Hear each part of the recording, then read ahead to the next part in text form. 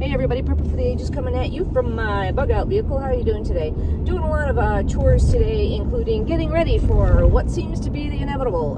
Today is March 5th, 2022, and I've got Mom squared away for the present. I've given her breakfast, I've given her lunch, it's Saturday, and I've done a bunch of sewing today. I needed to take up some cuffs and do the manual tasks and get the stuff done that I need to do.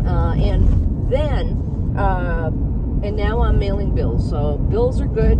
Pay the bills before the big bada booms go off, because we want to make sure that everything's paid, everything's up to date. If there's anything that goes down, then we're not having an unpaid bill hanging above our heads. And I'm also going to go to my secret egg location and buy a couple more dozen eggs. As you guys know, I used to have chickens, and before my open heart surgery, but I had to give them away because with the open heart surgery, I wasn't able to take care of them in the weeks and months, and it was over winter of 2019, and that was when I had my open heart surgery. So I have all of the equipment for chickens, but right now, chickens is more of a hobby thing.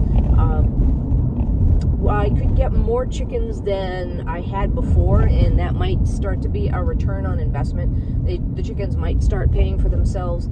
And it was very nice to have chickens, and you guys know I've said this before. I had a hobby garden. So I started the hobby garden, grew the hobby garden, and the hobby garden was so beneficial that I spent the whole summer going, I would go home, I would go in the back gate, get the dogs out of the house, and I would go into the garden. I would just still have my work clothes on, and I would gather, a tomato or the little cherry tomatoes or whatever, and a cucumber and something else. And I only had 2 4x8 raised garden beds.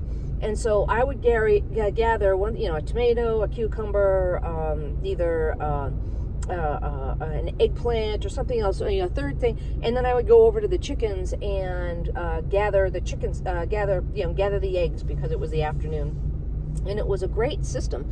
And basically that's how I ate my way through the summer.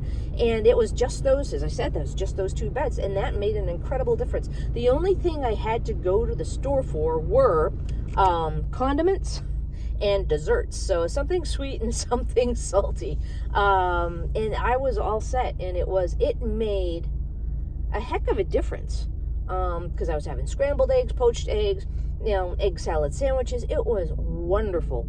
And my grocery bill went way down. So if you think that you can't take your entire backyard into a garden, I would,